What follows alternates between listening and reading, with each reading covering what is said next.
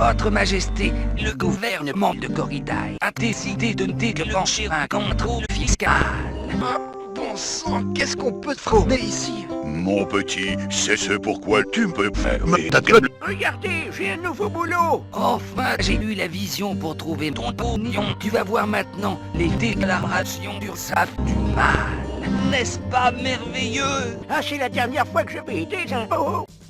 Alors, je vois des gens qui vont regarder le titre de la vidéo et qui vont se dire « Quelle question ?» Ceux qui sont abonnés à ma chaîne depuis un petit moment se rappelleront peut-être qu'à la fin d'une de mes YouTube Poop, donc c'était Subtil en 2019, j'avais dit « Ouais, si vous avez des questions, posez-les, je vais y répondre. » Et comme plein de trucs où je dis « Je vais faire quelque chose », je le fais pas. Et je me suis dit « Bon, on est en 2025, pour commencer l'année, j'avais pas envie de répondre à quelques questions. » Et je me suis dit « Bah, du coup, je vais peut-être réutiliser les mêmes questions qui avaient été posées en 2019. » Et il y a de très fortes chances que la réponse soit pas la même, donc ça m'intéressait de regarder qu'est-ce que j'aurais répondu en 2019 et qu'est-ce que je réponds aujourd'hui. Et l'air de rien, les questions, elles ont quasiment connu les gilets jaunes, donc je me dis qu'il est peut-être temps d'y répondre avant que ce soit trop tard. Alors, qu'est-ce qui m'a amené à faire des YouTube Poop? Déjà, je me rappelle même plus de l'année où j'ai commencé, 2012, 13. Je crois que c'est les vidéos de Je suis à poil. Tu faisais des vidéos assez courtes à l'époque sur Link CDI et je me suis dit putain, c'est drôle. Votre Majesté, je me suis cassé la jambe. Et voilà. Il n'y a pas vraiment de backstory incroyable à ça. Fury, point d'interrogation. Alors, je déteste répondre à cette question parce que je suis obligé de répondre oui alors que j'ai envie de répondre non. Je peux pas répondre non. Je veux dire, il suffit de regarder les miniatures de mes poops faites sous Movie Maker. J'ai des pseudos partout sur les trucs Fury. Non, c'est évidemment, je suis obligé de répondre oui, mais j'ai vraiment envie de répondre non, surtout depuis quelques années où je m'éloigne de plus en plus de cette communauté. Je suis à rien activement de ce qui se passe dans cette communauté. J'ai un Fursona, est-ce que ça fait de moi un Fury, je sais pas. Mais ouais, dans tous les cas, je suis obligé de répondre oui parce que je peux pas répondre non, parce que non n'est pas une bonne réponse. Mais j'aimerais répondre moins en moins oui si c'était possible avec le temps, on va dire ça comme ça. Que penses-tu de la nouvelle vague de poopers qui arrive ces temps-ci? Bah, j'aime beaucoup cette question parce qu'elle a été posée en 2019 et que maintenant on est en 2025. Et qu'entre 2019 et 2025, j'ai dû rater 4 ou 5 vagues et que de toute façon, je les rate encore parce que très objectivement, je regarde quasiment pas de YouTube Poop sauf quand on m'en donne. Donc des recommandations ou des liens, mais sinon je suis pas activement des poopers ou quoi. Ce qui est con d'ailleurs parce qu'à chaque fois qu'on m'envoie une YouTube Poop, bah, ça me fait rire, enfin si elle est bonne, mais du coup bah non, je suis pas activement curieux, donc je n'en pense rien parce que je ne sais pas ce que fait la nouvelle vague de poopers qui arrive ces temps-ci. Quel est mon mème préféré? Alors on risque de passer pour un méga boomer, les mêmes à la con avec du word art sur des ratons laveurs. Voilà. Ma console préférée, la PlayStation 1, parce que Spyro est dessus. Et sinon c'est la Switch, malgré les tonnes de merde que je lui donne à bouffer. Dès qu'il y a des promos sur l'eShop, Koh-Lanta en promo, Interview ça n'existe plus, mais Koh-Lanta en promo, Koh-Lanta en promo, Fort Boyard en promo, Mourenkart en promo, toutes les merdes en promo de Microids, je lui fais bouffer à ma Switch, je l'aime bien quand même, mais elle a vraiment pas de chance. Mon jeu vidéo préféré, Spyro 1, je pourrais faire une vidéo de 2 heures, 3 heures, 4 heures où je parle de ce jeu, de chaque niveau, de chaque gemme, de tout ce qu'il y a dans ce jeu. Mais déjà ça fait un peu inquiétant, ça fait profil un peu inquiétant d'être obsédé par Spyro à ce point-là, et je pense que ça intéresserait personne, donc je ferai jamais ce genre de vidéo, mais je pourrais vraiment en faire, c'est le jeu... C'est le jeu que je classe au-dessus de tous les autres, pour moi. Ma boisson préférée, le jus d'ananas. Et là, je sais à quoi vous pensez. Vous pensez aux bouteilles de jus d'ananas, aux briques de jus d'ananas. Non, moi, je pense au jus d'ananas de ces conserves-là. Je sais que je vais pas me faire beaucoup d'amis avec ça, mais je les mets au frigo, je bouffe les ananas, et j'adore boire le jus de ce truc. Voilà. Je crois que je suis tout seul, parce que je pense que la plupart des gens n'aiment vraiment pas les conserves d'ananas. Déjà, les gens trouvent ça dégueulasse, et en plus boire le jus de la conserve d'ananas, je pense pas que ce soit un top produit, hein, comme dirait Jean-Michel Cohen. Pourquoi j'ai changé de pseudo? Bah déjà, je sais même plus quand j'ai changé de pseudo, mais effectivement, j'ai changé de pseudo, hein, de Zwerg à Citronsm. J'allais dire parce que Zwerg, personne sait le prononcer, mais Citronsm, personne le prononce correctement non plus, donc c'est pas vraiment une bonne raison. Non, j'ai changé parce que c'est juste tout le monde m'appelait comme ça depuis plusieurs années, et c'est juste que j'avais pas changé ma chaîne, ni mon Twitter, etc., alors que c'était plus mon pseudo que j'utilisais. Donc j'ai vraiment juste changé avec le pseudo que j'utilisais récemment. C'est-à-dire que j'utilisais depuis que j'ai 14 ans, mais à un moment où c'est plus un pseudo que t'as envie de porter, où t'as plus envie que les gens t'appellent comme ça, surtout pour t'appeler Xverf ou je sais pas quoi. Je me dis, tant qu'à faire, autant m'appeler un truc, autant avoir un pseudo qui commence par des lettres qui forment un mot normal, et puis après je rajoute mes merdes derrière, mais non, sinon, je sais pas vraiment pourquoi j'ai changé de pseudo. Et est-ce que je vais refaire des tests de nourriture? Bah non, je pense pas, pour une simple et bonne raison. Déjà, avec l'inflation, il y a plus de produits pas chers, et en plus, Lidl, maintenant, c'est une espèce de temple de hall de course, là, avec les youtubeurs qui passent 1 heure à décrire tous les blancs de poulet qu'ils ont achetés à Lidl. Ils font des tests de bouffe sûrement mieux que moi maintenant. Non, vraiment, je pense pas qu'il y a plus vraiment d'intérêt à faire ce genre de vidéo, je pense. Donc je pense pas que j'en referai, non. Et donc, pour répondre aux questions, tu fais quoi dans la vie? Tu vis toujours en Hollande et si oui, depuis combien de temps, etc., etc. Je suis aux Pays-Bas depuis 2016. Donc là, ça va faire plus de 8, enfin ça fait plus de 8 ans, ça va faire 9 ans bientôt. Et en 2019, quand j'aurais dû répondre à cette question, bah, je travaillais à Picnic. Alors en 2019, ça aurait rien dit à personne, mais maintenant je pense que tous ceux qui habitent dans le nord de la France et près de l'Île-de-France doivent être spammés de pubs de ce supermarché en ligne, parce qu'ils sont en train de s'implanter en France maintenant, mais oui, j'ai bossé à Picnic à l'époque du coup. Et aujourd'hui, je travaille dans l'anti-blanchiment d'argent. On peut véritablement parler de blanchiment d'argent. Très très sale, Valérie. Exactement. Voilà.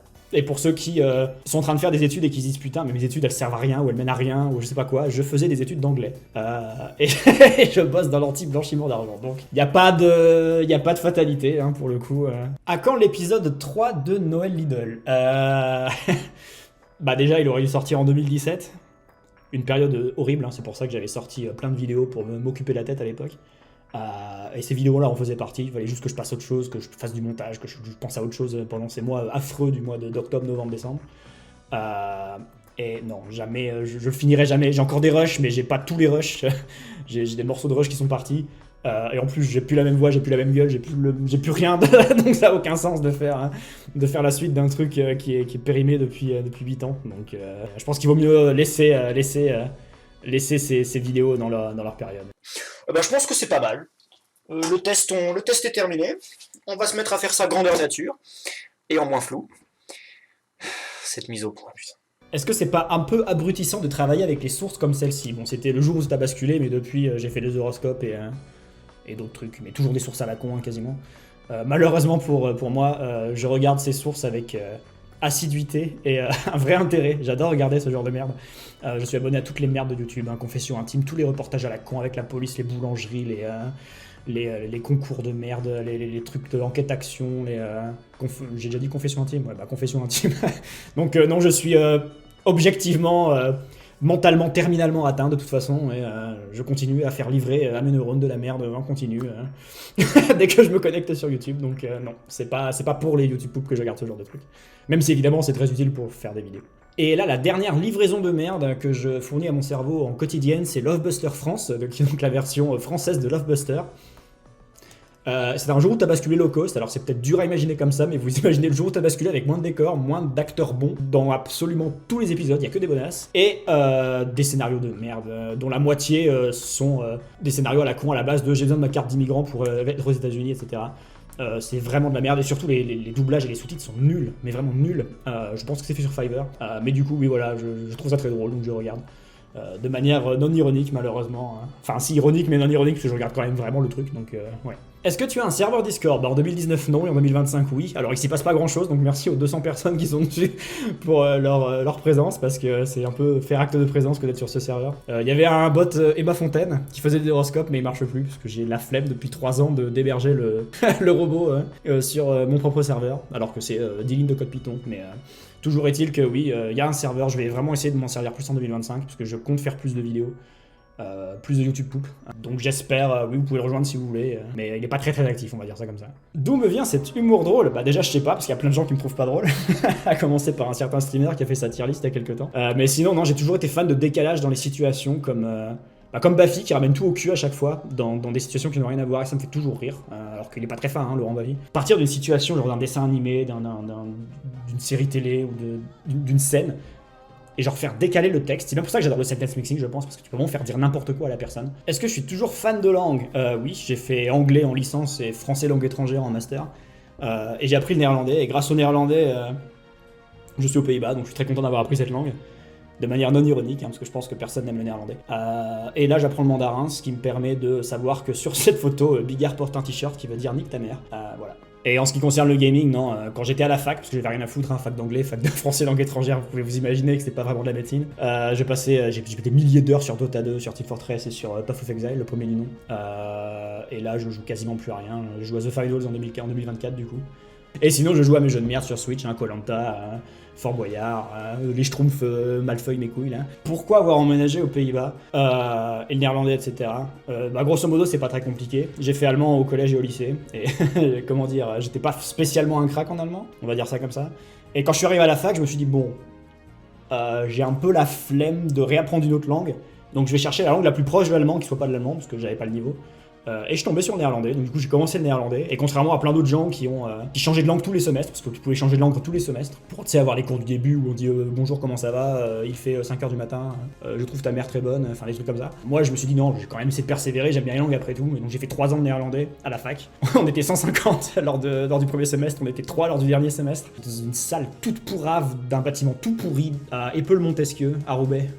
Donc voilà vraiment le lieu du cours était à l'avenant de la langue. Mais je suis très content d'avoir fait du néerlandais du coup, parce que c'est grâce au néerlandais que j'ai pu avoir un stage d'études de master aux Pays-Bas, et que du coup après ça j'ai pu postuler pour un programme aux Pays-Bas de 2 ans qui a fait que j'ai déménagé ici. Donc sans le néerlandais, sans m'infliger les cours de néerlandais à 18h à Épeule-Montesquieu, en plein hiver, je serais pas aujourd'hui là où je suis, donc je suis très content d'avoir souffert pendant cette période-là. Et est-ce que je prends plus plaisir à faire des poupes qu'il y a quelques années? Alors la question encore une fois est très rigolote parce qu'elle a été posée en 2019 et j'avais 2 ans où j'avais rien posté, c'était avant, je sais même plus le nom de la vidéo, c'était avant The Apprentice, et j'ai fait 2 ans sans rien il me semble, et après j'avais recommencé à faire des vidéos, et en plus là dernièrement pareil, j'ai beaucoup fait de vrais YouTube poupes, j'ai fait que des shorts, j'ai fait que des shorts cette année quasiment, mais non, oui je prends du plaisir, et beaucoup plus, surtout avec les shorts que je fais récemment.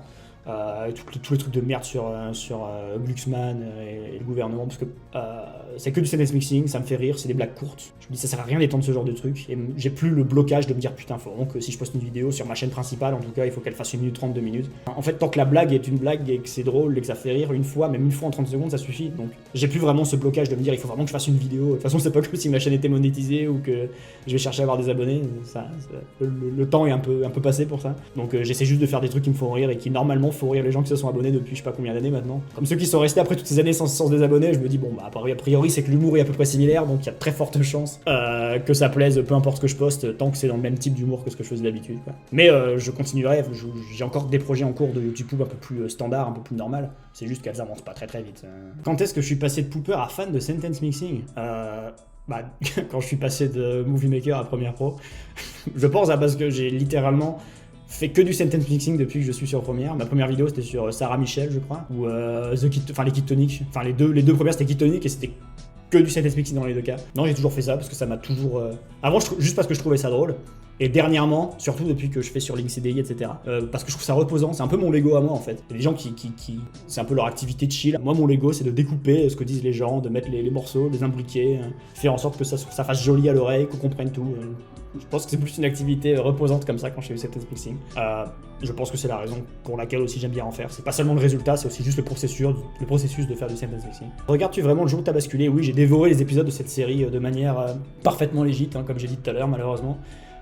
Et d'ailleurs la chaîne du jour où t'as basculé se met à réupload des épisodes en 360p qu'elle avait avant en 720p et qu'elle supprime. En gros ils avaient mis tous les épisodes il y a genre 10 ans et ils les suppriment un par un pour les réupload en qualité minimale, juste pour que les gens recliquent et qu'ils se refassent de la thune avec les pubs. C'est vraiment...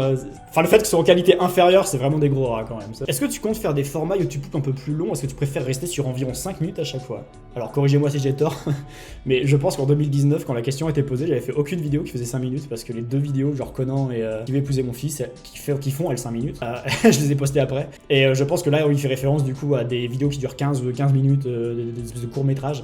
Je ferai jamais ça. Déjà les 2 vidéos de 5 minutes elles m'ont épuisé, même si j'en suis très fier, c'est sûrement les vidéos que je préfère montrer à des gens qui connaissent pas ce que je fais. Mais non, c'est vraiment très long, et encore une fois c'est pas que je vise une certaine durée, c'est que dès que j'ai plus rien à dire à un moment sur une source, bah j'arrête. Et la plupart des sources sont courtes, donc des sources de 20 minutes, je me dis 2 minutes de vidéo c'est déjà pas mal. Et Qui va épouser mon fils c'était 1h30, donc 1h30 il y a moyen de faire 5 minutes. Ça dépend vraiment de la longueur de la source, mais comme je scripte tout pour le sentence mixing, j'ai dû me taper la transcription des 1h30 de Qui va épouser mon fils, et c'était pas vraiment l'activité la plus passionnante du monde, on va dire ça comme ça. Donc j'évite de travailler des sources qui sont plus longues que 10-15 minutes généralement, ce qui fait que faire 5 minutes avec 15 minutes c'est assez compliqué. Donc c'est la raison pour laquelle aussi je fais pas vraiment de vidéos longues. Et ma blague à texte préférée, celle du concours de blague à texte. C'est Sylvie qui arrive au bureau, elle est en pleurs. Oh Sylvie, tu fais chier. Reposez-vous sur ma bite. Mettez-vous là dans la... Et encore une fois, merci beaucoup d'être abonné à ma chaîne, que ce soit depuis 1 mois ou depuis 12-14 ans comme certains, je pense. Ça fait toujours plaisir de voir des gens qui apprécient ce que je fais, qui apprécient les montages que je fais, qui les partagent surtout, qui commentent. Je m'en fous du reach.